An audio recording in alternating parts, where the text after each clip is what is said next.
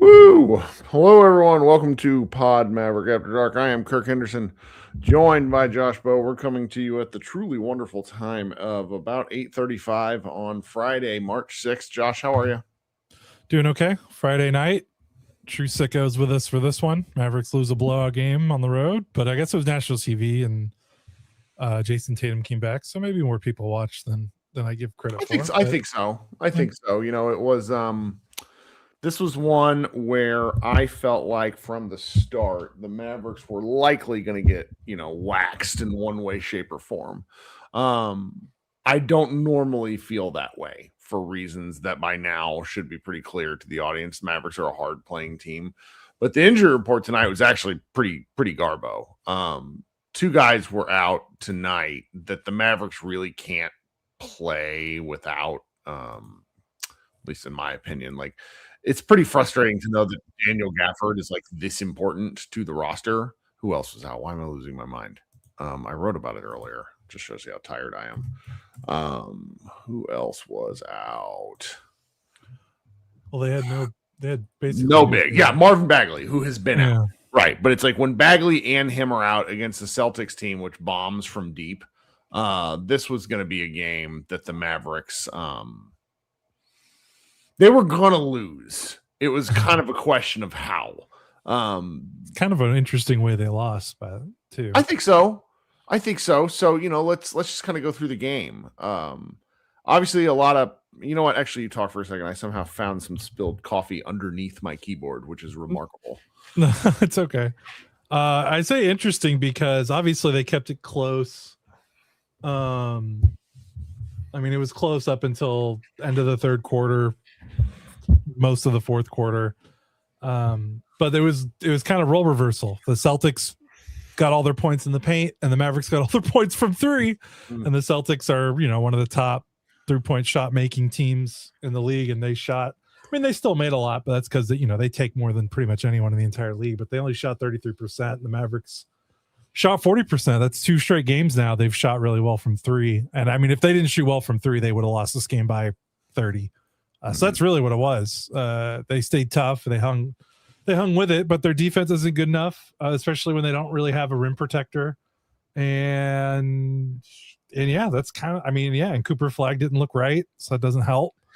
Got hurt early, which clearly threw him off. But yeah, I mean, the Celtics couldn't make threes, but they had a layup line pretty much all night. And then the Mavericks kept up because they were able to have another hot shooting night because their 2 best 3-point shooters made threes.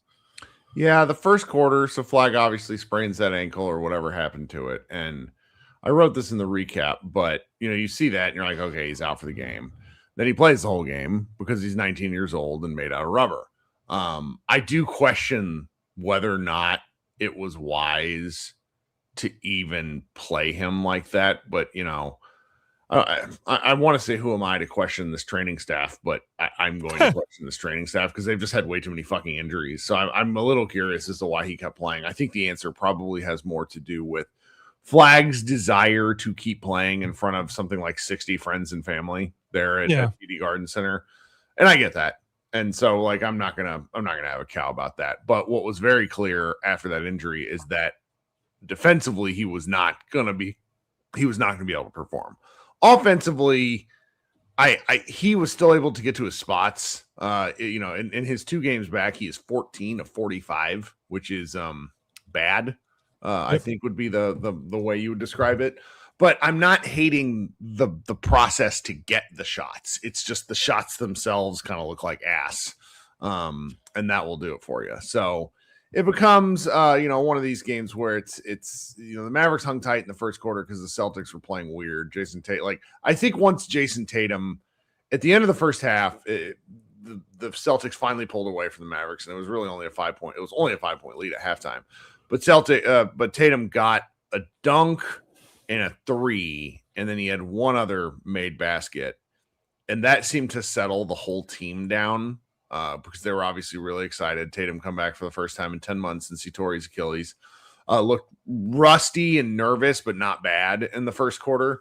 He was short on a dunk, which made me laugh out loud because like that's the sort of thing that can give you a stinger. I don't know if you've ever had anything like that, where it's like he's no, I've never been able to jump high enough for that. But doing anything where it's like when you come into contact with something unexpectedly. Yeah. Like the pain was just like, geez, that looked like that hurt. Anyway, he kept playing. But that seemed to loosen up the whole team. Yeah, he started 0 for 6 and then finished 6 for 10 from the floor. So pretty good. Got his sea legs under him. Pretty good. Yeah, pretty good. Yeah, Flagg, you talked about you didn't hate the way he got his shots. He just couldn't make his shots. I mean, yeah. He took 23 shots and 15 of them were in the paint. So it's not like he was settling.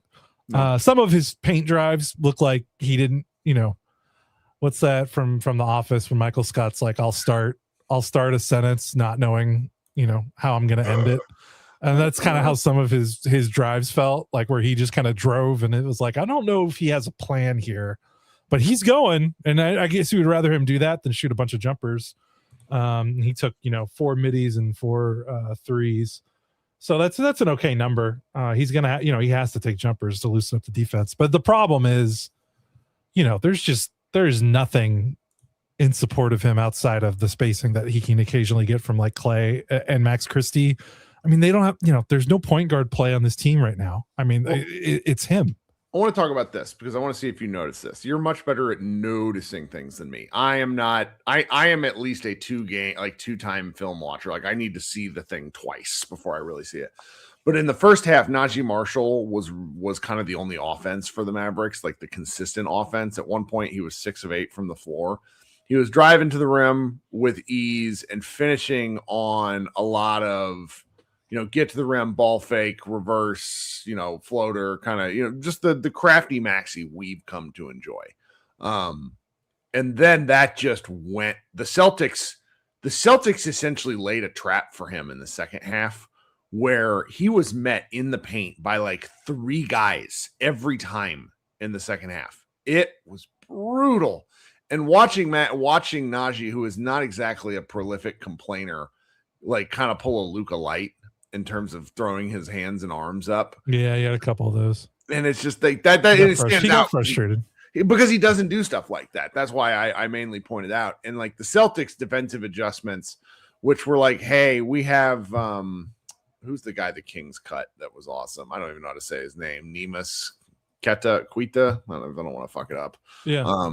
Their center. He was great and baited a lot. Like in the second half, he was much better or effective at rim protection than in the first half, and baited a lot of Mavericks into stuff paired with Tatum, who might be 7 foot tall for all we know.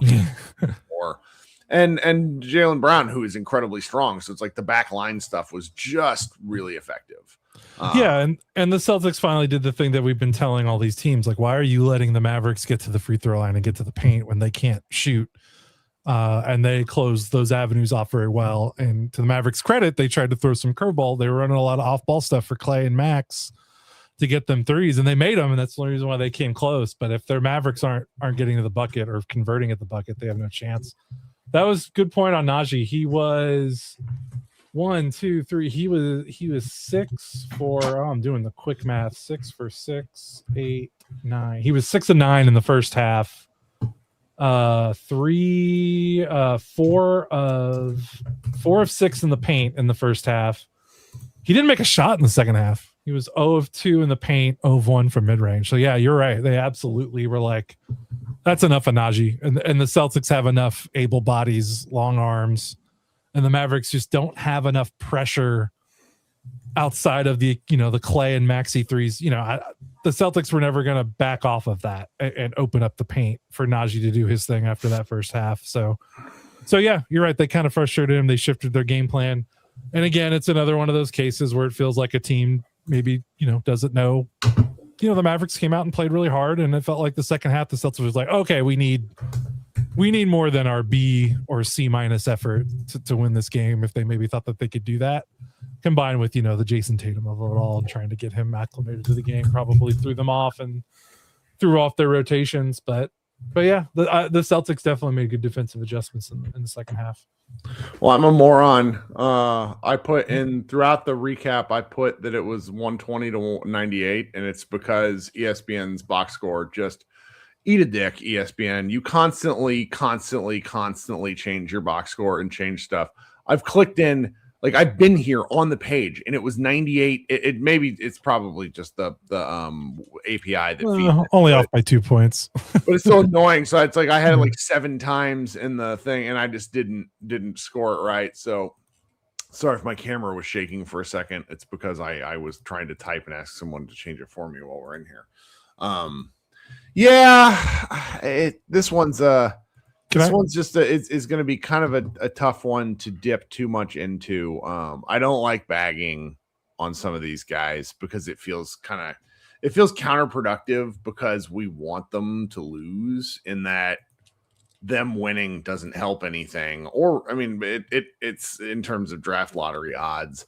And so you're just kind of it's the next 15 or 18 games, however many of this is just, it's going to be a little weird. It's weird.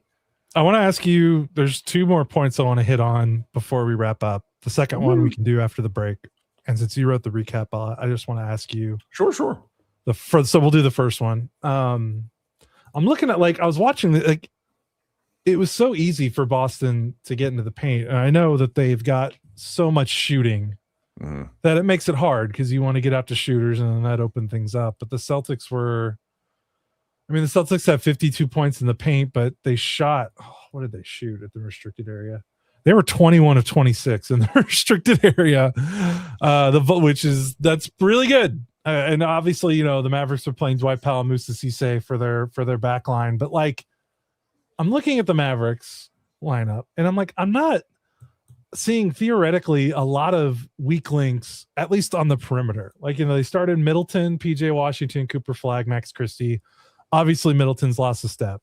Come on off the bench, Caleb Martin, Najee Marshall, Klay Thompson, Brandon Williams. Okay, Brandon Williams, Klay Thompson, Najee. None of those guys have been stellar defensively. I get it. But, like, between Caleb Martin, Cooper, Max, PJ, even a little bit of Middleton, even though he's lost a step, like, their defense should feel maybe a little better. And again, maybe having no backline defense or help rim protection, makes a difference there. But like, it just feels like it was too easy. And I'm like, this team is going to be offensively challenged for a while, like not just this season, but even next. Like, they're not going to fix this next season. They're going to have to hang their hat on being a good defensive team. And I'm not seeing it, even, because I don't, I'm not seeing it. And I feel like they have enough. They've got like 4 or 5 perimeter defenders that should be good enough to that it's not a layup line. Sorry, I'm laughing. Jamie Cardona in the chat says, I don't think Max is actually any good on defense. That's the thing. I think that's kind of what I'm leaning at. Like, if he's not good on defense, that kind of changes, I think, his ceiling on in terms are of you able to tell the points in the paint or the restricted area shots? Are you able to tell what that breakdown might be by quarter? Yes, I can. What do you want to? Which quarter do you? I'm just curious because I felt like the first half was significantly better than the second half. In terms of rim defense? Yeah, and I could just be completely off base there. Well, again, it was bad. I mean, they shot 21-26, so it was bad both halves. But the first half they were 9 of 10.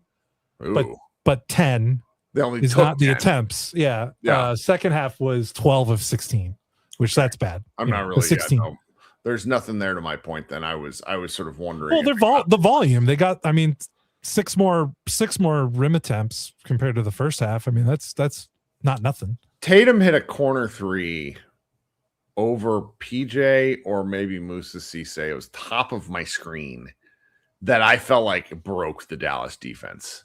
I think they got dejected. It was a massive and awesome shot from Tatum with somebody in his face. And I think at that point, because there were like streaks down the middle of the lane where it was like 2 Celtics for 1 Maverick. Yeah. But it was bad. Yeah, it was like 1 dribble moves, layup, 1 dribble move, layup, 1 dribble move, layup. And some of that's Cooper. Like, Cooper couldn't move. Like, that was kind of the sell point for me, where with we had a couple of guys in the Mavs Moneyball Slack. They're like, why is he even playing in like the third quarter? Because he was moving so poorly. So I don't know. Yep. Okay. Well, all right, let's take a quick break then. Thanks so much for hanging out. Multiple things to ask of folks because I like to beg. First, if you could consider supporting the show by listening to the ads, very helpful to us. If you want another way to support the show, it's by telling your friends. We're getting really into the grime at this point. Numbers are just down. Only the true sickos are watching. But hey, if you want to, trick somebody into joining the show, that's how we do it here. Third way is there's a link in the show notes. I'd appreciate that. Also, if you would consider going to offside.gg and downloading the beta for a new app and a company that I'm a part of. It's a short form video app with a lot of fun data visualizations. It will be coming to Android next week. If you're an Android person like Josh is, I really think the data visualizations are actually quite fun. And I hung out and did a live chat today during the game. And so, I'll probably be doing that again, though not this Sunday. I'll be right back, and we'll talk a little bit more about this game, and then I'm going to kick to a group therapy, which we haven't done in a while. So hang on. Okay, and we're back. And like I said, I'm going to be doing a group therapy after this show for everybody in the YouTube live. Just hang out. We can talk a little ball. 20, 30 minutes. Tyler is going to join us to talk a little bit of college ball and what's coming up next, which I think could be fun. And, of course, anybody else that has their takes off will get it and just hang out for a little bit because it's early. I don't want to stay up too late, though. So, anyway, what else we got, Josh? What are you thinking? Yeah, the other thing I want to ask you was about the offense, and we kind of hinted at it. And I'm just looking at this. I'm like,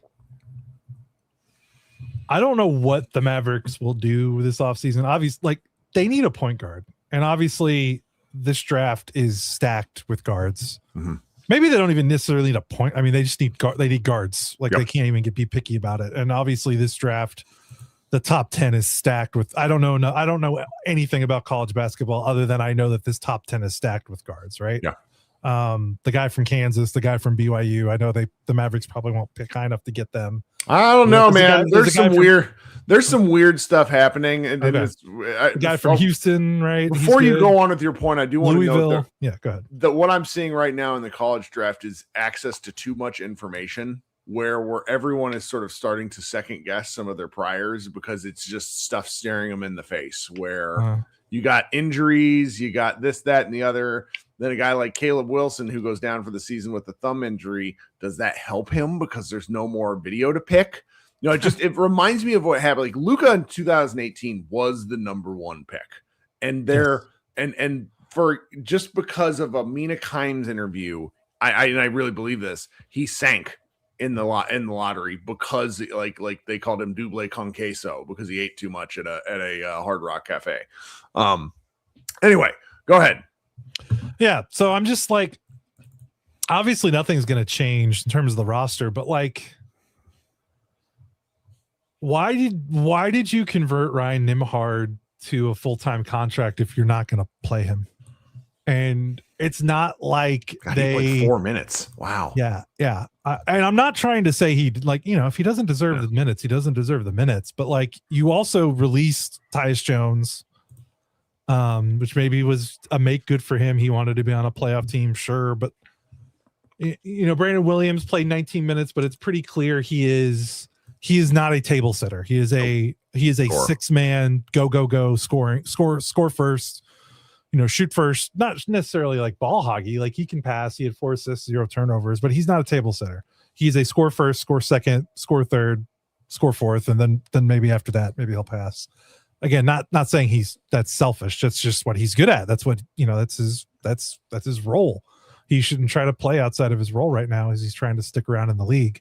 But like, I just, and it's not that I don't, the Cooper Flagg point guard stuff, I think that's a worthy experiment, but man, it's just, I would really like to see what Cooper would look like with a legitimate playmaker next to him. And maybe it's a case of him taking his medicine this season. They go into the draft. Maybe they stumble into one of these top guards. They have a starting point guard next year. Maybe they get one. Maybe they get another veteran through trade or free agency this summer, and it's a little bit easier. I just hope, and they're not, and like I want to say, like they just can't go into year 2 Cooper without this point guard stuff being better, and it will be, because I can't imagine they're going to take like a big with whatever their lottery pick is, but who knows. So I have to imagine just by the draft by default will solve some of this, but like it's tough to watch. And part of me does wonder, like the rookie of the year race and this stuff doesn't really matter that much. Just matters what's best for Cooper Flagg going forward, what's best for his development. But when I see like the Cooper versus Con stuff, I'm not trying to say one way or the other. Like Con is great, he's having a tremendous season, but like, could you imagine Cooper on that Hornets roster, like playing next to LaMelo and playing next to Brandon Miller and playing next to now Colby White and that team is loaded. And you just like imagine Con here, like how much harder it would be for him to do stuff. And I just I don't know where I'm going with this. It's more just I'm watching this offense and this mashing of the Cooper Flagg square peg into a round hole. I'm not trying to say it's bad in terms of like I don't disagree with the tactic, because obviously I think it's going to help his development down the road. It's just I don't know what I'm saying other than it's hard to watch, I guess, is my point. And maybe that doesn't matter for anything, and I'm just bitching to bitch. But it's hard to watch the offense like this without a point guard. Like it's just hard. Well, and one of the names you didn't mention, and I think just because it's obvious, is like Kyrie Irving returning takes a lot. Oh yeah, sorry. Off. Wow, I blew that one. No, it's not a blow, but it's one of the things we've been very consistent in saying is that Kyrie Irving needs to be a solution, not the solution, because of his age and because of you and just his injury history. You want to bring him along carefully. And so I think that, we've talked about this a little bit, but and maybe Tim Cato said this to me so long ago. I don't even know if it would still count as off the record, but he said to me closer to the beginning of the season, and I think it was after Nico was fired, but something to the effect of like, Nico genuinely didn't seem to understand the value of on-ball creation, because he clearly didn't. Right. He so valued defense, but then you also have Luka and Kyrie. And if and to a certain extent, it makes me think he devalued Kyrie Irving too, which is a fascinating thing to say out loud. Because he obviously very much wanted Kyrie to be on the team, but it's like when you get that used to a level of ball handling and decision-making, it struck me as a thing that very clearly he took for granted as a general manager. And so heading into next year, this is like the Mavericks are getting beaten in some areas where I think they can improve a little bit, but it's going to be hard to improve overnight unless they find a guy who's just, let's just take the guy from Arkansas who is not my favorite player, Acuff Jr., who is an incredible college point guard, incredible scorer, great passer, but smaller. And he fixes the problem, but does he, if you are trying to build towards a championship level, I think there's earnest questions about whether he is a starting caliber guard on a championship team, because him and Kyrie are both 6'2", maybe. And that just makes all this difficult as you go down the line where, I say this often. Obviously, the hardest part of any rebuild is finding your superstar. But once you find the superstar, the path to contention actually gets harder because there's expectations. And the Mavericks really have to figure these next steps out, and they just have to be right. This is a cross-sports comparison, but I was listening to a podcast today that talked about how my Kansas City Chiefs effectively broadened their championship window by sending away Tyreek Hill, and every single player that they drafted using the picks that they got for Tyreek Hill panned out. Every single one. And that was how they were able to keep their streak going and extend it into something longer. Because of the lack of Mavericks draft capital, they have to be right. There is not a margin for error. There is not a margin for error. This upcoming draft pick legitimately might be the most important decision this front office makes for the next 5 years. Mm-hmm. Is that I think it's right. But I think there's opportunity. I mean, I think a lot of these players are really, really interesting and really good. And playing with a Cooper makes things better. Like, they're not coming in as the savior. They're coming as an additive. And I mean, let's say the Mavericks somehow get very lucky, land a top 4 pick, and let's say they draft number 2 overall and they're able to select AJ Devanza.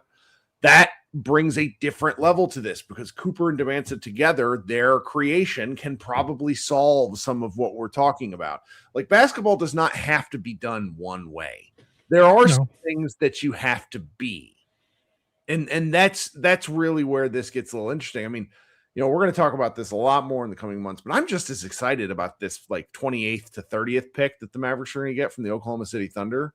Because usually guys that are drafted like 20 to 30 are drafted by good teams that don't need players. We watched the Mavericks do this for several years back in the 2000s and the early teens, where you're selecting a Dominique Jones hoping he pans out. Whereas realistically, I think there's going to be lower ceiling guys with high floors, like day one contributors to a team, because they made it to the back half because they don't have near the upside, and they did. But they're typically guys that would hope to make it to the second rounds. They could have a little bit better contract freedom. But for the Mavericks, I think they're going to be able to lock down a potential starter with that 29th pick. So between both these things, the whatever pick they have in the top 10 and then this pick, they have some real optionality. And like there's the front office has a lot of challenges in front of it, but there is a lot of opportunity. So it's not dire as much as it is important. Yeah. No, I'm with you. And I wish I could offer more on how good the college guys are. No, but I do think you need to give your Cam Boozer take before we get out of here, because like that made me laugh really, really hard, because I think once you start to dip into these prospects, you're going to laugh. You're going to really enjoy yourself. Yeah, I watched highlights of the first time, I think yesterday or the day before. And again, highlights, just a highlight reel. And I was just like, what the hell? Like, this is I was amazed. I was like, wow, it's how I played in high school, except if the player was actually like good and not terrible, like I was. Like, under the rim, lots of layups, some mid-range jumpers, free throw line jumpers. I was just like, wow, that's kind of, offensive rebounds, cleaning up the glass, garbage buckets. I was like, wow, that's how I played, except I was a very bad backup, and didn't play a lot. I was like, if I was peak Josh Bowe would be and if you gave me the Ninja Turtles ooze, that's what I would turn into. I've seen some of the advanced numbers on him and like some of the stuff from Synergy, and like in different play situations, he's effectively like a 95th percentile guy in just about every offensive play option. It's absurd. He's really talented. He's really skilled. And I mean, what if Carlos Boozer, like, it's not shocking. Yeah, but what it feels like is like if you're playing a video game and you somehow get the ability to fuck with the sliders and have it not affect other things. He's just incredibly skilled from top to bottom. And we're going to be obviously talking about him a lot more. I hope we do. My concerns have to do with like, is he a tween? He's not tall enough to be a center, and is he quick enough to be a 4? And that's neither here nor there, but it would be a hilarious problem if the Mavericks were to have a chance to draft him and pair him with Cooper. Like, that's the sort of thing I would love to see. Not because of any, because it's like two high-level basketball players that are effectively, they don't play the same position, but I do think they operate at the same place. And like on the break pod, and he's mentioning he's won every year at EYBL. My friend Brian did a compilation of all of his win-loss stats from his freshman year of high school, and he's 132-16. Like, and this is like in high level basketball. He effectively said that Carlos Boozer is probably the winningest American basketball player at the sub college level since Magic Johnson. Jesus. Yes. Yes. That's crazy. Yeah. Anyway, it's a fun thing to wonder and talk about, but it seems unlikely. But at the same time, that's why I love the draft, because it's all hope. And, Cuban just kneecapped us because he had a bad 2000s draft, and then the Mavericks were winning, but also the CBA was different, so you didn't have to invest this way. Starting in 2012, if the Mavericks had drafted even a little better, Dirk might have won another playoff series.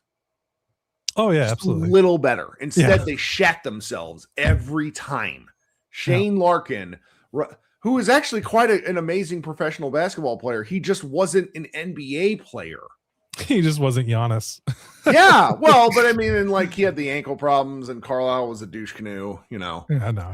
Anyway, all right. Well, I'm going to let you go, and then I'm going to start a group therapy, which I think we're going to be talking about some of this stuff. So, well, yeah, you have fun. You said Tyler's coming on. Tyler's going to come on. I see my buddy Ash Boying down there. Maybe we can get fun. this on the break, gentlemen, in here. Well, we'll talk to some people. I haven't talked to people in almost 3 or 4 weeks because I've been lazy. All right, so I'll take care of the site. You have fun. All right, we will be back, guys. Just hang on. I'm going to start up the music and re-advertise the show. We'll be right back.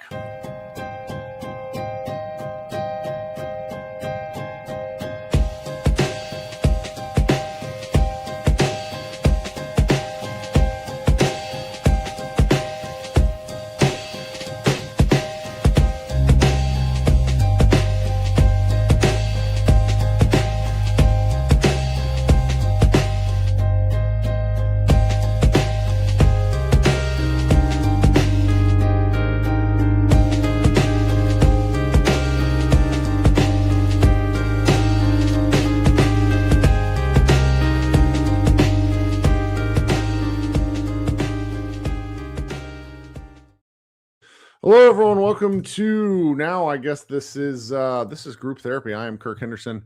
I need to change what the show is actually called here on the live part of it. There we go. This is our secondary. I wish it was more regular post game show where we're going to talk a little hoop and talk about what we've seen the last several games. Talk about college. Really talk about whatever the Sam hell you want. I got my buddy Killicam, who's waiting, but I also got my guy Tyler, who I had invited specifically to talk college hoops. So Killicam, I'm going to make you wait a few minutes. Hope you don't mind. Coming up first is Tyler. What's going on, brother? How we doing, Kirk? Great to see you. Thanks for having me on. I am interested to hear what you have to say because I think that will then prompt everyone else to issue their comments on this. So we've really put off talking about college ball because it's just too long of a wait, but we have no choice, largely because the calendar now is forcing our hand here. So let's get right down into it. Where are we in the college calendar, and what do you think we need to be watching? So this weekend is the final weekend of the college basketball regular season. Your final games are the big ones are going to be tomorrow, being Saturday, and then there's one big one on Sunday. I think Michigan and Michigan State will play, which is a good one. So yeah, we've got a lot to look forward to this weekend. At the same time, you've got some of the smaller schools doing their conference tournaments, which is a lot of fun. You get the random insane formatting going on. Isn't it like the Sun Belt that has that looks like that murderers conference? There's just wild shit that happens in these conference tournaments. I appreciate the originality. Have gone to that because they want to reward the higher seed. So it looks like these killer ladders. You mentioned the Sun Belt. If you were the last seeded team, you had to win 7 games in 7 days to make the title game. Which is probably not the best, but it also more likely brings the best team out of a given conference because it's like your record during conference play should it should reward you more. You shouldn't have the same number of opportunities to lose as another team. I like the idea, at least. I do too. I think some of them have gone a bit too extreme, but at the same time, if you're a one bid league and you've got one team where you're this team could maybe pull an upset, you're going to try to stack the deck to make sure that they get the chance to do that. So I understand what they're doing, but the teams that I really were looking forward to seeing, some of them already got knocked out. Belmont in the Missouri Valley lost to Drake today. Drake, which last year had Bennett Sturts, a name you might be familiar with, at Iowa this year. He transferred in from Drake last year with his coach, and they retooled, and they were not very good this year.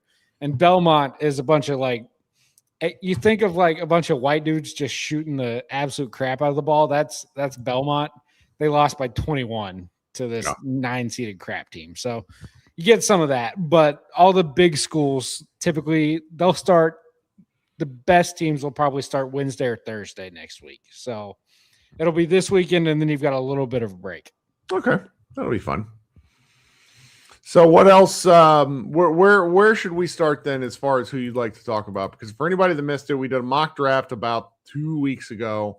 It was actually really fun looking at that top 10, and I think that the Caleb Wilson news today, broke his thumb, out for the year. One of my friends referred to that as that's a white guy injury. And I just started laughing out loud. It's like I don't remember. You really don't hear about basketball players breaking their thumbs very much. Did you hear how he did it? What? No, was it a jersey entanglement? Tell me it was something weird like that. Tell me it wasn't like a ball. So he already had the wrist injury on the left hand, right? Yes. So he breaks his right thumb. He was doing individual one-on-one work in a drill, goes to dunk and breaks his thumb dunking it. See, that actually kind of concerns me. Might be a bit brittle. Well, but who among us? I do think injuries are an interesting starting point for this conversation, though, because Caleb Wilson is obviously now out for the year. We won't see him again until the combine. Right. Michael Brown's back injury is repopped back up, which is unfortunate and a bit concerning, to be honest with you. Back stuff for teenagers is concerning. Full stop. Yeah. Darius Acuff is going to be missing this weekend's game, which is unfortunate. They're playing on the road at Missouri. Would have been a good game. In theory, it's a rivalry game, and without Acuff, I would imagine Arkansas loses. And it's tough because he's been playing so well.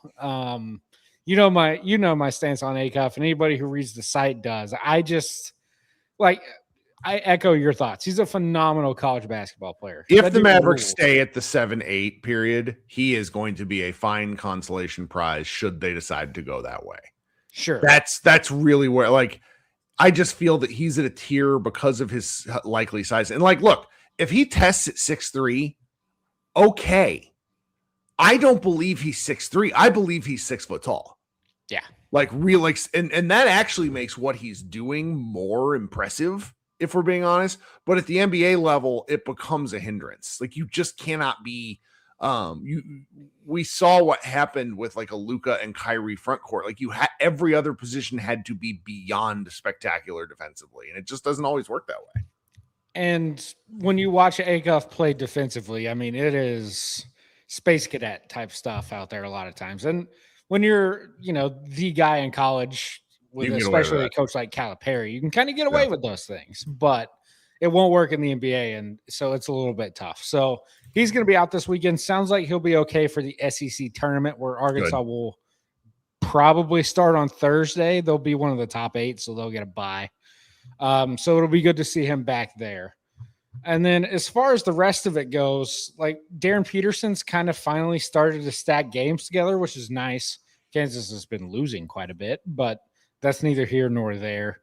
And the rest of the guys at the top, Boozer's starting to get a lot of love, which is very fun to see.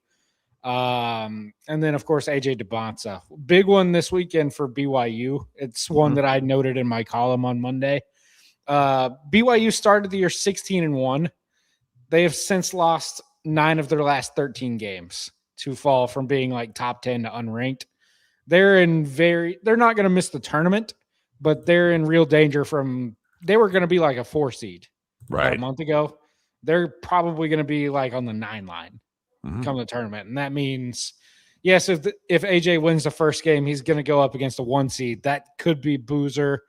It's not going to be DeBance or Peterson. He's not going to be on a 1 line, but it would be fun to see DeBansa in that type of game, because everything we've seen about him is he gets up for it. He might not be the most efficient player in the world, but he gets up for these games. And here in the last month of Big 12 play, since BYU lost Richie Saunders, I mean, he's been phenomenal. He's been very efficient. He's been getting downhill, been getting to his spots.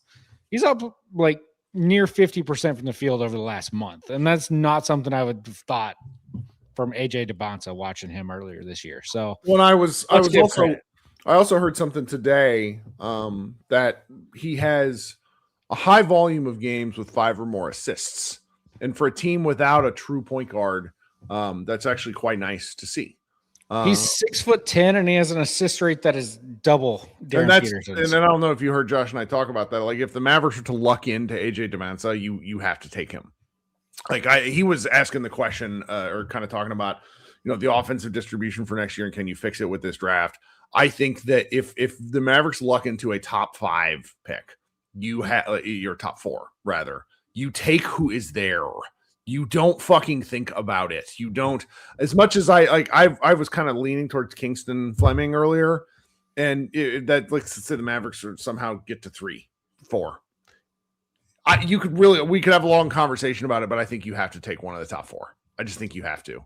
Like the Peterson stuff, like the assist to turnovers is a red flag, but I'm also like Kansas plays kind of an egalitarian offense. Like he's not really a point guard there. He's just a guy. He's a guy as a cog.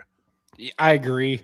I do think if you're top 3, without a doubt, you take one of the 3. Mm-hmm. I do think it's interesting if Peterson goes 1 and let's say Dallas falls at 2. I think you could have real debate that I would take Boozer over AJ. Mm-hmm. But that's just more of a. We've talked about it. We talked about it on the mock with kind of the ice cream shop analogy with every team's going to have their flavor. Sure. Whoever's going to be staring there at 2 is going to have to pick a flavor too, because it's just going to be different type of players. They're both equally talented and can do different things at an elite level. It's just kind of who you want. That's right. I think at 4, you could have an interesting conversation of if you do take Caleb versus maybe if you like one of those guards a little bit more. I could hear an argument. I'd probably take Caleb. I trust the talent, and that dude's a ferocious defender. I think he's going to fall out of everybody's mind, and then he's going to test in hilarious ways at the combine, and then it's just going to become a ooh kind of thing, which is that's why the NBA forcing everyone to do the combine is such good. It's just good for the discussion. So that, and we get good solid measurables finally. Yeah. Right, because, like the actual heights, the actual weights. It's the actual wingspan. And that's why it's been kind of nice to see like a guy like LeBaron Philon, who went through this last year, who I know has been a kind of a hot name on our site here recently, especially in the Slack. He went through the combine last year. So he got actual measurements, did the drills, did the scrimmages, and he ended up going back, and he's going to be a borderline lottery pick. And same thing with Axel Lindeborg, who that kid is special. He's just old, but he's special. Need the Mavericks to draft him sheerly so we can have Derek Harper trying to say Yaxel Lindeborg multiple times in the game. And then, maybe one of the last things I'll hit on here before I know you've got a full room here. Oh, look at that. We kind of talked about it on the mock draft with names to know at 29. Right. I would enjoy watch Arizona play. They have a big Mo Krivas. He's a 7-footer, got actually really good touch, is pretty mobile, does some things well, good screener. I know Fran Fraschilla talked about how if he was advising him, he would tell Krivas to go back to school, but that's a dude who I think is going to be a first-round player, could be in the Mavericks range there. And your Michigan bigs. They play Sunday against Michigan State, who is maybe the most physical defense in the country. They get away with a lot of it because that's just kind of how Izzo is. But sure. Like you see Merez Johnson, Ade Mara, Yaxel, those are 3 big dudes. And they're all going to be probably somewhere 18 to 30. Yaxel probably on the earlier end, the other 2 on the later end. Watch their bigs because those are going to be guys that the Mavericks could target. They both do things well. I think Merez is the guy I prefer. He's a little bit smaller. He's 6'9", 6'10", a little bit more athletic. But Mara he's not quite clinging. He's not that big. He doesn't have that good a touch. But he's got some of that to his game. So I like watching Michigan play. And against Michigan State on Sunday, that's going to be fun. So my friend Mike wants to know what you think about Elijah Arenas. He should go back to school. Fun, though. More fun than I thought. Honestly, I give him all the credit in the world for actually playing this year. Yeah. After he could have set out justifiably, and he's the number. Like if you only box score watch, you're probably not going to be impressed. But if you see some of the highlight things and just some of the oh fuck, element to his game. Like you see the vision. There's a zhuzh there. You see the vision. Yeah. And knowing how much of an absolute cluster USC is, for him to actually, I know it's not necessarily the most efficient thing at times, but when you're a freshman and you can get to those raw numbers on a team that's as bad as that, I mean, there's something there. I'd love to see him keep developing, though. I'll tell you how old I am. I remember Taj Gibson playing at USC. That's how old I am. And Taj Gibson is like the oldest active NBA player at this point. So, all right, brother. Thanks for hopping on. We'll talk soon, okay? Hey, anytime. You know how to find me. All right. Talk to you. Appreciate it. All right. Coming up next is Killer Cam. Killer Cam, how you doing today, buddy? Long time no talk. Thanks for hanging out. How are you? I'm good. What do you got for us tonight? We somehow have a packed room. I don't know. You way to get in line early. Yeah. Man, for one thing, this game was just, I don't want to be like the refs guy, man, but dude, it was just brutal. It was brutal, man. Like, it was ridiculous at some points, man. Like, I will say when Flagg gets a more respectable whistle, it's going to be a lot more enjoyable watching the struggle bus games because he does force the issue. He's just not going to get the calls. Yeah. That's not just him, though. It's like, it felt like the whole team just like, they got hacked all the time, but it felt like the league wanted Jayson Tatum to win. So like because they got away with a lot of stuff, man. The closer you get to the basket, though, the less the refs call. So that's why I thought really good. Then why does like HGA and Denny Appy get all those calls? Because like their main game is driving, so it's like that. I thought driving actually helped you. Najee was the one who I thought was really upset with a lot of the non-calls tonight because he was just getting swarmed and the guys were coming at him late. And he's such a good, obviously, mid-range area guy where they were baiting him all the way to the rim only to shut the door on him really hard. And I do think there was some physicality involved there. I'm fine with physicality, but like I want it both ways because they call some stuff on us. Where it's like that's where I appreciate the fact that you watch all these games because like it's not that I want them to lose, but I'm sort of accepting that they're losing, and so yeah. But I mean, I'm fine with losing, but it's just like it's just, I don't want them to lose like by like the refs just like picking and choosing, you know, like the refs like. And the thing is, like, I don't want AI refs, man, but human refs are just so like they like things cloud their judgment so easily that it's just like it just gets annoying at times. You know what I'm saying? It'll come through eventually. Don't worry. Yeah. The Mavericks are not on the swing right now, or they're going to get any calls. But that's why I don't want any. I don't want in the near future when the Coop gets a superstar reversal. I don't want to hear any complaints from NBA fans. Because this is just ridiculous what he's dealing with right now. So I don't want to hear no complaints about, oh, the refs are favoring him. I do not care. His rookie year, he got hacked pretty much every game, and no one said a thing. So I don't want to hear no complaining at all. Man, but I don't think this was like a decent Maxey basketball game, man.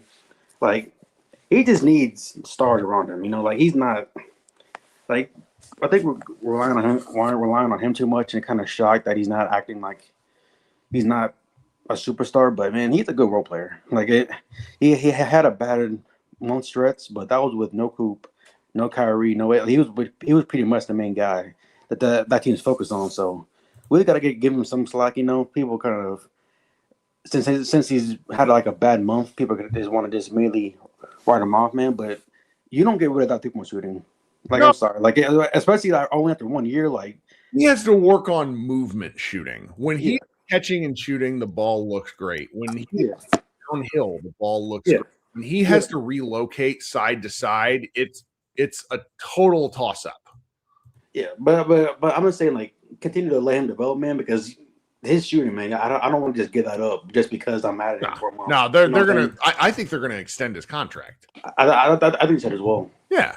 No, he's fine. Don't even give a second thought to that. He's the kind of guy you extend, and then if you need to move him later because a better person comes up, but no, don't worry. He's going to be a Maverick for at least 2 years. Yeah, that's good, man. Like, and then for the draft stuff, man, I like A-Cup, man, but gosh, like it all depends on the combine for him for me. Sure, you know, it's like it, especially like I heard like some of the Mavs film room guys, man, like it.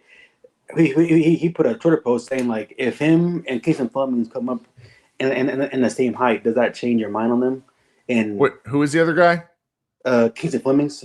Okay. If they both measure the same height without shoes, does that change their mind? And for me, it actually does. It lowers myself from Kings and Flemings because I really want Kings and Flemings at 5 if we land at 5. But honestly, if they both come in at the same size, I may go with Acuff because it's hard, man. Because like I completely understand your thought we're short guards, man, but God, well, maybe not 5. Maybe but Mikhail is back, so he may not. This is that's what makes it fun. Yeah, because there's just so much up in the air.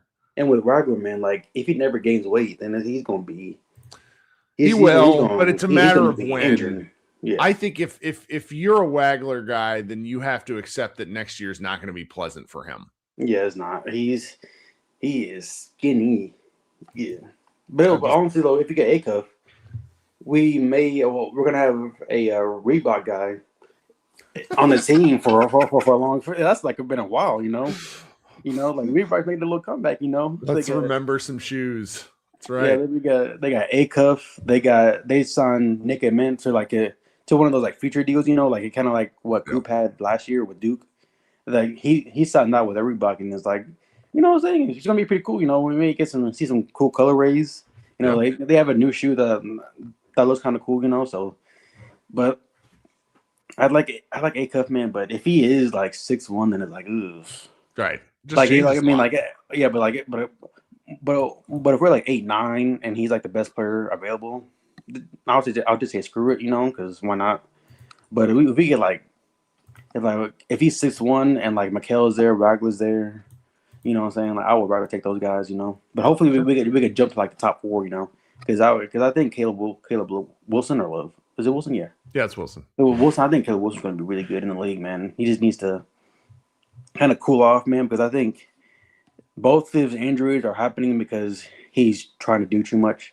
Like his motor's running so high that he's injuring himself, you know. So I think he just needs to like cool it down a little bit, man. But I think he'll be really good next to Coop, and I think that could be a slightly different version of Tatum and Brown, you know, like a more defensive version. But I think Caleb Wilson's offensive game is kind of underrated. Like, yeah, but it's not going to be like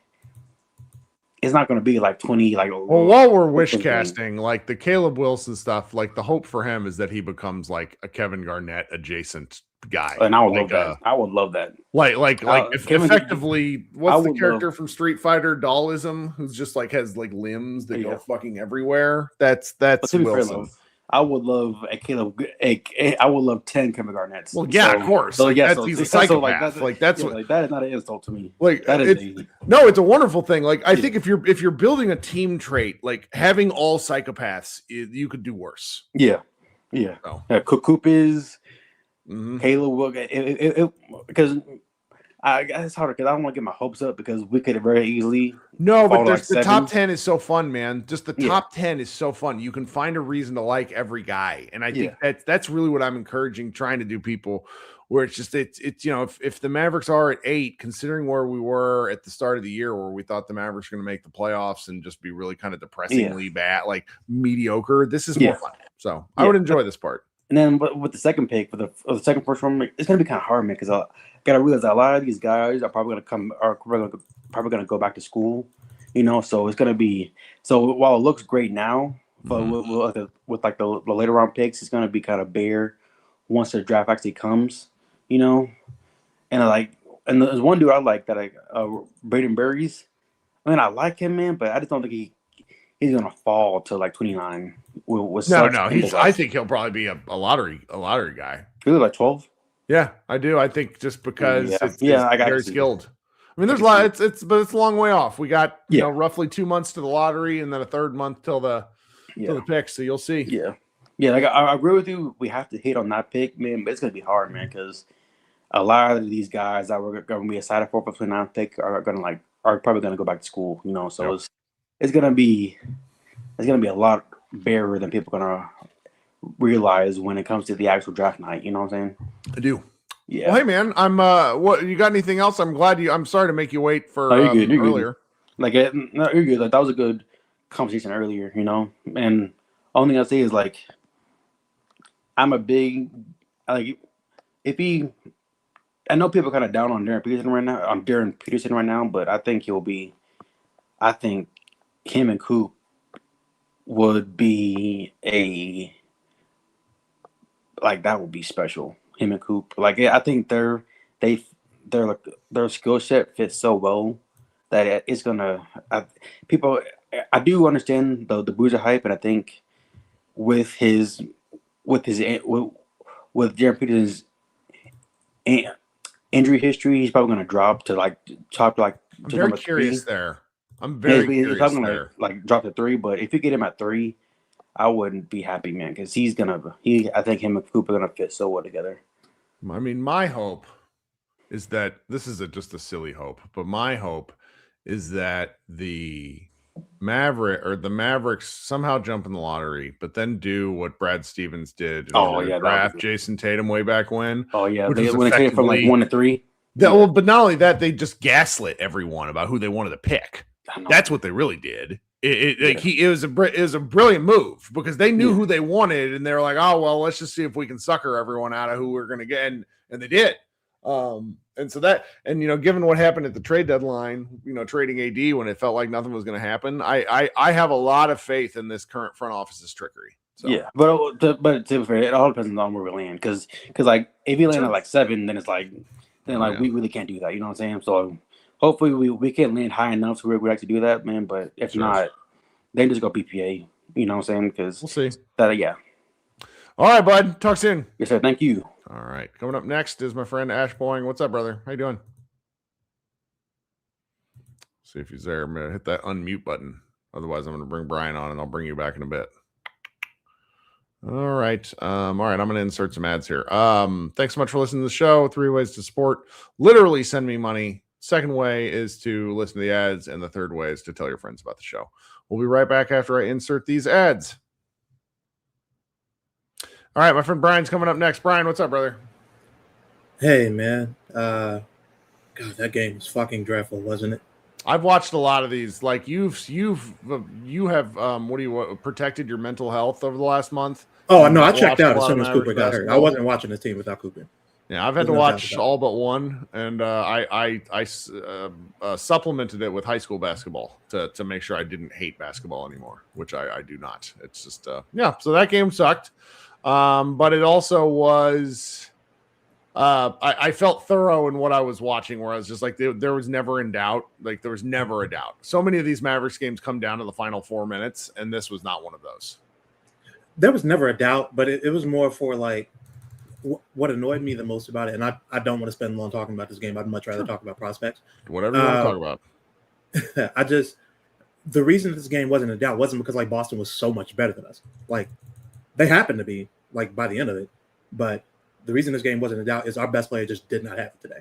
And nobody else really did either. Najee did not have it. And I want to caution Mavs fans, be careful doing this ref thing again, because this is what happened with the last guy. And y'all spent his entire career complaining about how bad he was with the refs. There was a lot of palms up Luka to Cooper today that I would like y'all to not enable if you truly didn't like how Luka was with the refs when he was here. Right. Now that he's in LA, don't enable that. He was bad today. He was missing a lot of floaters and layup short, passing up open jump shots, driving into turnovers because he didn't want to take open jumpers. He managed to put together some decent counting stats, but he was bad. And I want to give credit to the left foot injury, right? That he seemed to tweak something 3 minutes into the game and very clearly wasn't right after that. But no, dude, how he looked last night and how he looked today, night and day. And part of it was, the pressure of playing in front of a bunch of people who came out to see him play from home. I'm fairly certain part of it was playing against a guy that he says he grew up idolizing in Jayson Tatum. There was a lot on his shoulders in this game, and he did not quite meet it, and that's fine. Yeah. You got to remind yourself he's still 19, but this is a bad game from everybody, and so bad that this is one of the first of all the wanted losses of the season, this is the first one to feel like an actual loss. It was this one and like the Spurs game. And all the Timberwolves games have been absolute bloodbaths. All of them. Oh, I check out of those so fast. It Okay. doesn't even count. So But no, there's really only been they've played 39 clutch games. I don't know if you know that. 39 clutch games out of like 63 contests. I would say of the remaining 20 or so that weren't clutch, there's been about 10 where they got like it was just belt to ass from start to finish. What made this one go that way so quickly was the end of the first half, where all of a sudden the Tatum dunk, the Tatum three, and then the Derek White and one where Najee Marshall's like, I didn't foul him, as he clubbed him in the back of the head. That was really funny. Yeah, their best player got it rolling. Ours was never really able to get it together. And Clay was doing his best. Najee was doing his best. But Max Christie peeked his head out in the third quarter and was good for like 3 minutes. But outside of that, nobody else was able to get anything going. And that was kind of the game. Yeah. Let's talk about prospects then. Hell yeah. Hey, man, I don't care what Darius Acuff and like this isn't even a Darius Acuff game. I don't care what Darius Acuff measures like relative to Kingston Fleming. That dude is not getting drafted anywhere near close to where Kingston Fleming's going to. I mean, I don't care if that bullshit's 5 to 8. Like it's you look at some of this shit years later, and it's like, oh, how did this happen? How did Shai Gilgeous-Alexander fall to what was it 9? Where no, he got drafted 12th, 11th. He was traded for immediately, like the Clippers or not the Clippers, and Shea was 12, and it's like, how did that happen? Is sort of the question, and that's like it's arguably just because of these sort of you can't see all the things which a player could become, and I mean, and it's funny we often tease who's the new guy over at DLLS, Ron Harrod. Yeah, Ron covered high school basketball for like 2 solid years here in Texas. And Ron says that Kingston Fleming is the best player he has seen at the high school level covering it. And that's considering the guys coming out of Texas.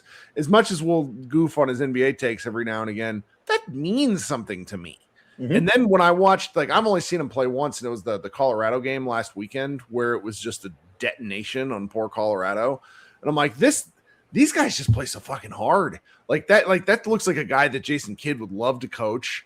I mean, I'm just I'm at the point where I can talk myself into every single guy. The reason I'm having a harder time with Acuff is because I don't like his fucking godfather. I don't. I know that's a petty thing, but like what's the dude's name? I can't remember. Rashad Phillips. Yeah, Rashad Phillips. Like Rashad Phillips' NBA translation takes are some of the worst in the draft sphere. It's not that he's a bad analyzer of whether a player is good. That's not what I mean. He doesn't know what works at the NBA level. Clearly, as he was like, oh, Zion's bad and Luka's bad. Give me Ja Morant, who also hasn't panned out. And he did this. It was him who did this really good list of all the small guards. Not a single one of those guards was ever a championship winning primary player. Now, that's not what the Mavericks are drafting. That's why you can talk me into Acuff and these sorts of guys.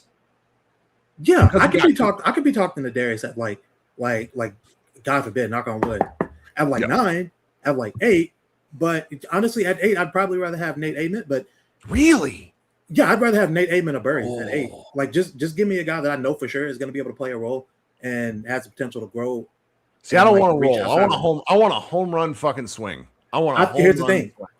I don't think that's there past like 7. Like, I think look at SGA. There's all sorts of guys. Paul George, all these guys that get taken 10 to 20. There's a lot of good players in the NBA that get taken in these middle rounds. Oh, sure. That's not what I'm saying. I'm not saying that there's like not going to be really good players past 7. I'm saying if you want the best, like a good chance at like a star, even like an all-star, I think that's where you're going to get it. And obviously, there are going to be surprises that come later. We'll see what happens. Maybe Dalen Swain somehow is able to shoot and dribble at some point and not like turn the ball over every time he drives, and maybe he becomes one. Maybe it's Darius. Maybe it is. And I think Darius is going to be like good. I think he's going to be like a 19-8, 19-9 guy in the league for like a pretty good team. I don't know that he'll be able to start on like a team that wins a chip. and my thing with him doesn't have anything to do with Rashad Phillips. My thing with him is he's small and he has no defensive motor whatsoever. Right, you got not even motor, like a awareness. Fred VanVleet style. If you're going to make it in the NBA at undersized, you have to have that Fred VanVleet power to like be able to withhold your own against guys who are 4 inches, 5 inches tall. Yeah, you have to be either 2021 Trae Young on offense, right? Or you have to be Fred VanVleet at the peak of his powers, which was a pretty good offensive player who was also like a nightmare defensively for it, like other prime. Now here's a take though. Here's a take. I think if you're a superb athlete, as Acuff clearly is, I think you can learn defense. Dennis Smith Jr. did about 2 years too late. But if Dennis Smith had come in and wanted to learn from Carlisle the way he eventually figured out, he might still be in the league despite being undersized guard. But he was a pretty good defensive guy. Do you know what's funny? You know who you're actually describing? Because Acuff isn't quite that athlete. He's good. He's a solid athlete, especially for his size. The guy you're actually describing is Tyler Tanner of Vanderbilt. Okay. Elite athlete. He's legit. Like, it's one of those Chris Paul situations. They say 6 feet. He's probably like 5'11", 5'11 and a half. Elite athlete. He has like more half-court dunks, I want to say, than AJ DeBonta, than a lot of these guys who are in like at like 6 foot. And he's running the show at Vanderbilt. He is a really, really, really good point guard, really good playmaker, good scorer, maintains the pace for that team. Has like a really, really good, especially for his size, like block rate, steal rate numbers. If you're talking about there is a guard that is undersized, but we think that we can make him into like a solid to good defender down the line, that would be the guy.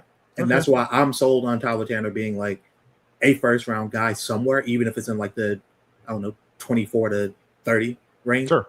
But like if that's the guy we get at 29, if we luck up and get like AJ DeBonta or like Cam Boozer or something like that at the top of the draft, I would rather I just where I sit is I would rather take my swing early and then take my confident pick with somebody that has a lower ceiling late.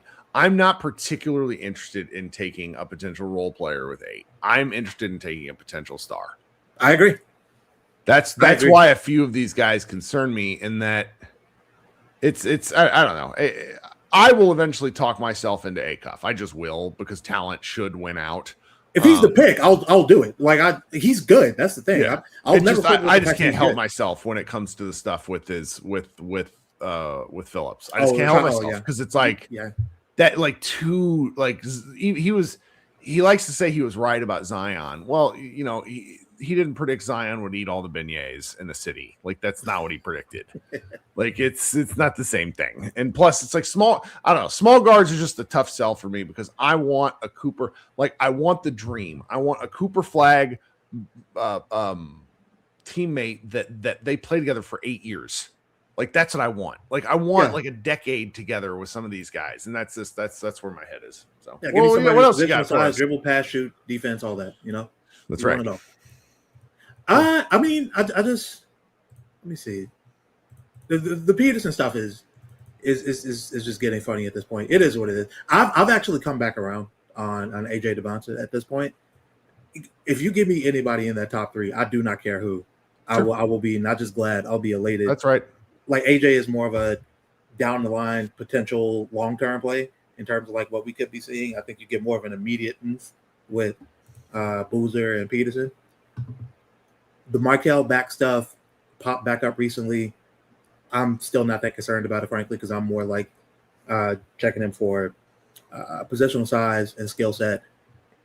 I don't think this back thing is going to be like super long reaching. Knock on wood. Obviously, we don't know. Knees are more concerning to me because backs are usually a sign of like muscle imbalances. Whereas if you're a guy that comes in with like tendonitis, like that sucks. Like you don't get that in your back.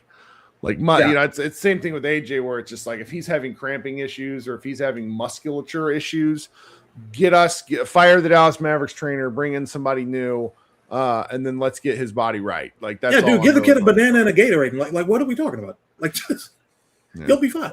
Yeah, we'll see. Well, hey man, I'm glad you joined us. Heck yeah, glad to be here. All right. We'll do another one of these soon. I'm not doing one Sunday because my kid's birthday. Blame me. So all right, I'll talk to you later, okay? All right, peace out. All right, coming up next, my buddy Mike. Mike, long time no talk. How you doing? I'm good, buddy. How you doing? Well, I would have liked a little bit better of a basketball game. I had to deal with me I had to too. deal with Bill Simmons telling me that Cooper Flagg is going to become a Celtic like an hour and a half before the game. So I was just listening to that podcast. I mean, that's I'm annoying. like, God damn it. That's annoying. And then a bad game, and then just kind of a not real. Like, it was cool to see Tatum do stuff. Just kind of a classically funny Tatum game where it's like, oh, he was kind of, and then he finishes with 15, 12, and 7. Yeah, those first, I guess 6 missed shots or whatever it was. The dunk was hilariously painful looking. Yes, and it's clear the jumper's not there yet. I spoke to some Celtics people, I guess, earlier this week, and like the feedback I got was like he's closer to Jayson Tatum than I think people would think. And I think he kind of showed that tonight. Like, Sure, he looked good. were there moments tonight where it was a little iffy and you could see like he's not in game shape yet? Yeah, to an extent, but No, he looked really kind happy of for the just guy. like a guy having an off night at first, and then it's like, oh, he's fine. yeah, he's fine. I'm just really happy for him. I know how hard he's worked. I know some people in his camp, and like he gives a shit. Like Yeah, that's the thing with Jayson that I really like is he gets it and he understands like what it means to be a Celtic. So like that part of it's really cool for me. As far as the game itself, like it was kind of fine. Like I felt bad for Coop because I felt like he was put in an impossible situation tonight. Coming back home.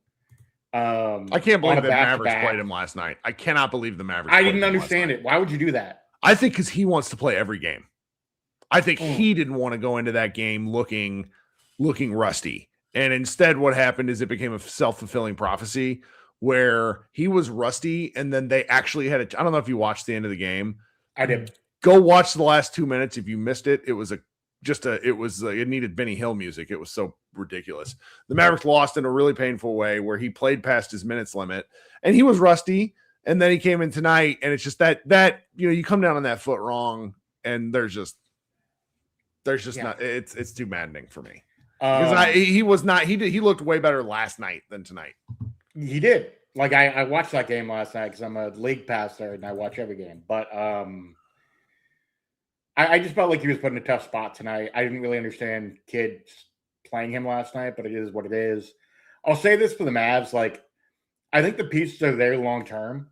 Mm-hmm. Like, are there pieces that need to be traded in the offseason? Yes. Like, you trade Clay, you trade Najee probably, you trade Gafford, and you got to figure out the Lively situation.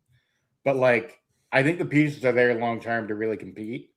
I just don't know. Like, Kirk, do you have more insight on what's happening with the GM search at this point? No, but I think that given what the two co-GMs did, they'll have an opportunity they'll have an opportunity for the job. I think a lot of people believe it's Dennis Lindsay. I think a lot of other people think it's Jason Kidd. Which, if it's Jason Kidd, you just write this the fuck off, and then we might as well trade. We might as well trade Flagg now. Kidd is a shit-tastic GM, as he basically was the GM in Milwaukee, and put together a pretty bad team. He is a S-tier mind and conniver and backstabber, strategist and backstabber, but he is not a good team builder. Coaches should not be GMs. That is a general rule for most sports. It's fine. That's not, I saw a list. Kidd frustrates me just because it's some of the things he gets lauded for are also problems. Like the Mavericks have played over the last 5 years. If let's just say there's been 240, no, what's 80 times? Let's say there's been 400 basketball games over the last 5 years. The Mavericks have played close to 200. Just 400 regular season games, whatever, 410. The Mavericks have played something like 240 clutch games. Jesus. Like that sucks. Like that's not a good thing. No. That means they can't put teams away, or they don't put teams away. And he has to wear some of that anyway. I could be getting some of my numbers off. I'm sure somebody's going to throw it at me, but Nick Angstad of Locked On Mavs put some stuff out. And I was just looking at it going, oh my God. Like they played 55. They played 55 clutch games in the first Kyrie Luka season where Kyrie was traded for mid-season. Like that's just bet, whatever. Anyway, so I think that once they get the GM thing sussed out, it'll be interesting. If it is Lindsay, I think Lindsay probably wants to see if he can win a title in Detroit as enter whatever he is assistant GM there. but he was the guy behind a lot of the moves that made sense for Dallas. Obviously, I'm not going to sit here and act like Nico had nothing to do with anything, but all of Nico's moves were big time swings. Like one of my big positions since before trade deadline is I want to strip pick protections, because I think all your trades need to have, like, you need to stand behind your fucking trade. One thing I'll say about Nico Harrison, he didn't add pick protections to shit. He had a top 2 protection to Charlotte next year, which means it's effectively gone. And so it's like that man at least made trades with his chest, and I want more of that in the NBA. And so I think that, I'm kind of batting around the question. The Mavericks have a long way to go. Like we played the Celtics and the Thunder recently, and if you assume those two teams are among the top 6 generally, and I think that's fair.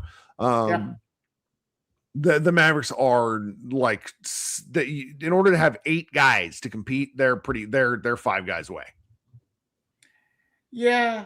I mean, I would generally agree with that. I think having 2 firsts this year is going to be really helpful. Obviously, yes. You don't have a first next year.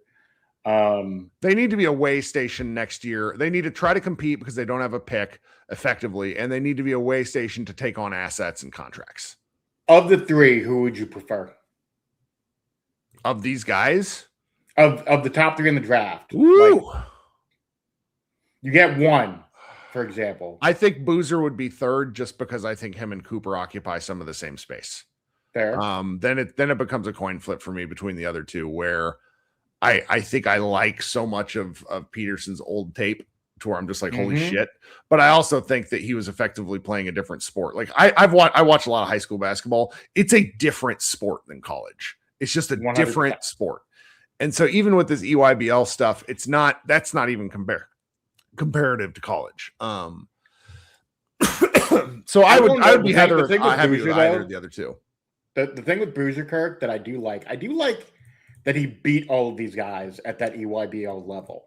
Mm-hmm. Every single guy who's a top pick in this draft, he beat. And I think that matters. Like, I know Cam's an incredibly competitive kid, and like he's already played really well at Duke. Sure. And I know there are some like people have their own questions or concerns about like how his style of play will relate to the NBA level. But like there is something to it. Personally, I'm an AJ guy, but I understand why, someone like Roby likes Peterson. I get it. What I like is that I'm not in 2018. I was so in the bag for Luka because I was just like, this guy is clearly the best player.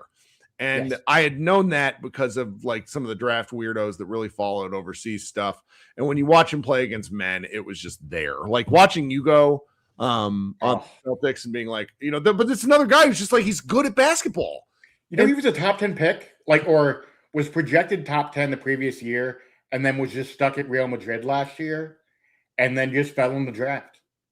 Like, it's pretty amazing. Crazy. Anyway, but I was so in on Luka that I knew he was the guy, and I even was like telling Mavs officials that I argued with her, I'm like, you give up next year's pick to go get him. Like, you just do.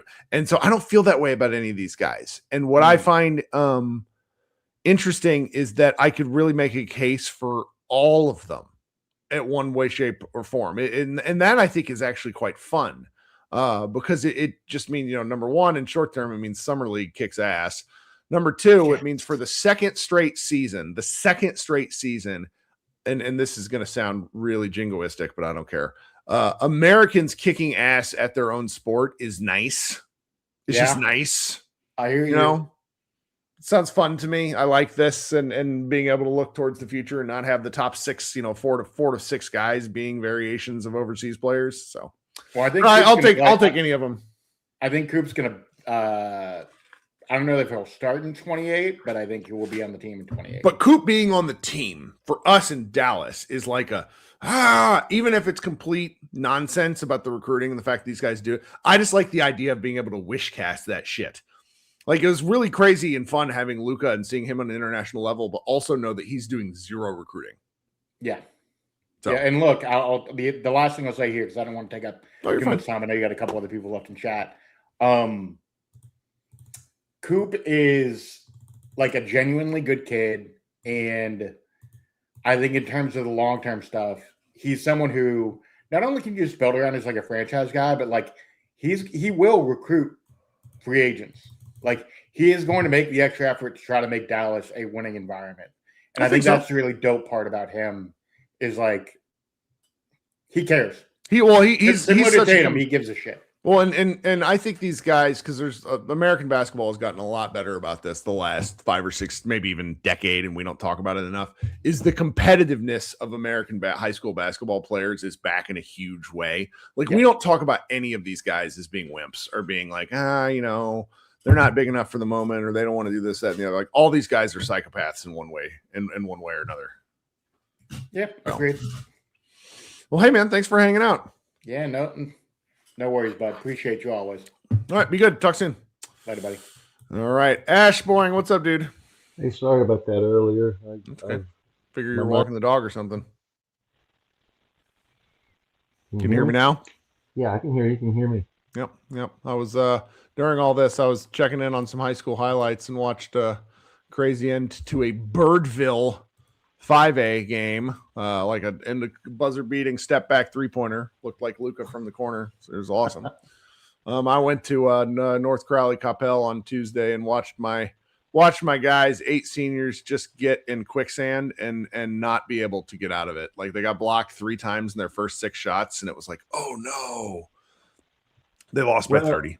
Yeah, and I mean, North did they play at North Crowley? They played. No, it was way the F out. I can't even. Mansfield somewhere or another. I drove like an hour and 20 minutes to go watch. Because like the regional finals are this place in Fort Worth every year, same place. Yep. I can't remember the name of it, but I know what you're talking about. Maybe? Yeah, it's a cool little like pit of an arena, and I'm pretty sure it's Allen versus North Crowley, and that might have been, if that game's not tonight, and it's soon, and it's like, oh wow. Anyway, enough of our high school basketball talk. What are you thinking about? The Mavericks or any of this prospect stuff we're talking about? And I think you hit the mute button.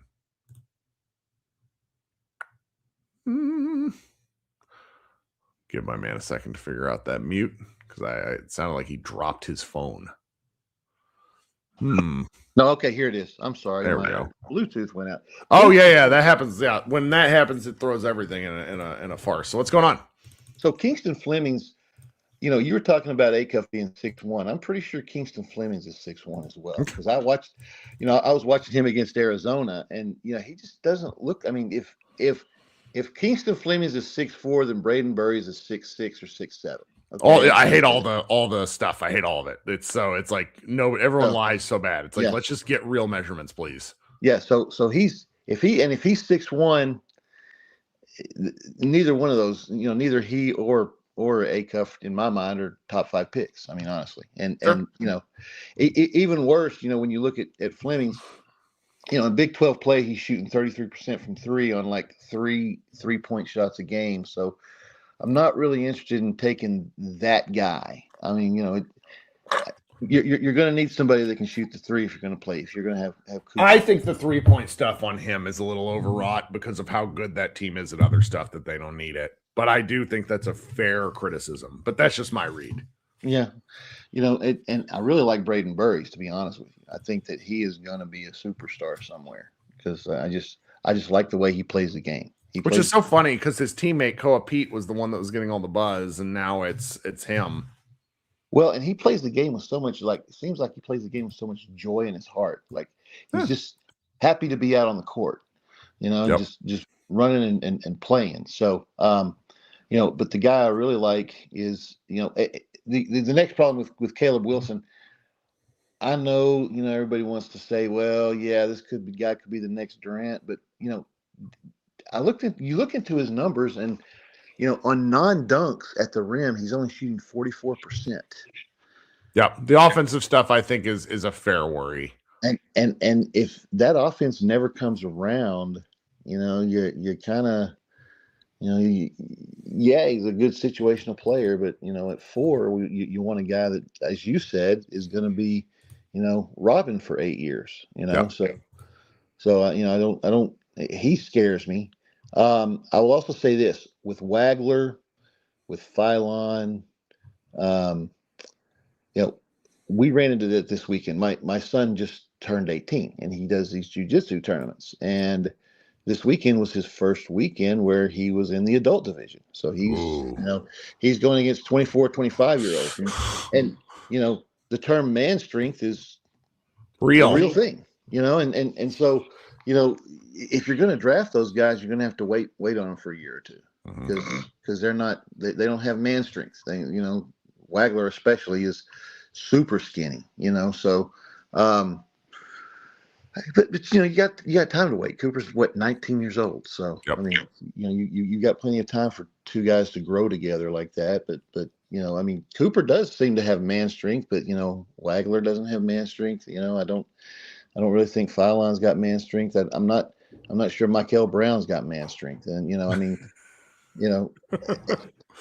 Brown to me though, Brown's the guy that really intrigues me because I think he's more of a combo guard than a point guard. And you watch that guy shoot when he's right, when the back is right, and you watch that guy shoot, and he's shooting from range. He's not shooting. That's so easy to fall in love with what this Mavericks team doesn't have right now. Yeah, he is shooting from range, and if you try to close out on him, he is by you and to the rim. And once he gets by you and you're in scramble mode, he can find guys. Now he has a lot of turnovers, but it just, that's a guy that could play off Cooper for years because, Cooper's going to be driving to the rim and the team's going to collapse on him and he's going to kick it out to this guy that can probably shoot 43% from range, it's just unstoppable because then what do you do? What do you do? And with 29, I'm looking at a guy like, Dalen Swain if he's around, or Amari Allen, because I like the way both those guys rebound as well. I mean, I like the way they play defense, I like the way they rebound, and I think that we need somebody that can rebound pretty well to kind of take that job off of Cooper. Because eventually you keep adding things onto his plate and he's just going to be overwhelmed. Yeah, and Cooper's not exactly the best defensive rebounder anyway. Like I think you need, yeah.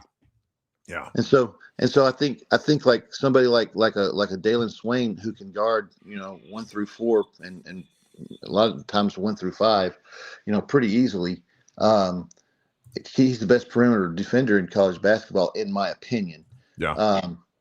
A guy like that, doesn't even have to score for you. He's there to rebound. He's there to play defense and handle the ball and get you a few assists. And when you watch his game, he does that. And surprisingly, everybody talks about his 3-point shot, but you look at him in SEC play, he's hitting 38% from 3. Now he's only shooting 3 a game, but that's really all you need from somebody like that. Yeah. So I think that at 29 we can get a guy that you can plug right into, that guy that role that you need right there, and then and what I'd really like to see is I'd like to see the Mavs draft Brown and play him and Kyrie together and slide Christie to the bench to be your volume 3-point shooter. Sure.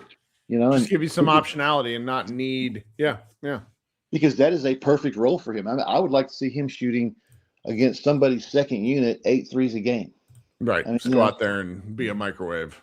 Yeah, and just bomb, because I think that's his ultimate role. I really do. I don't think his ultimate role is a 2 guard. The more I watch him, I think his ultimate role is to be a volume 3-point shooter off the bench, sort of in the Clay mold. He's just got to learn how to make space for himself. Like, that Clay does. Clay's got that little thing where he kind of does the ball around the world, and makes somebody and then slides and gets open on that 3.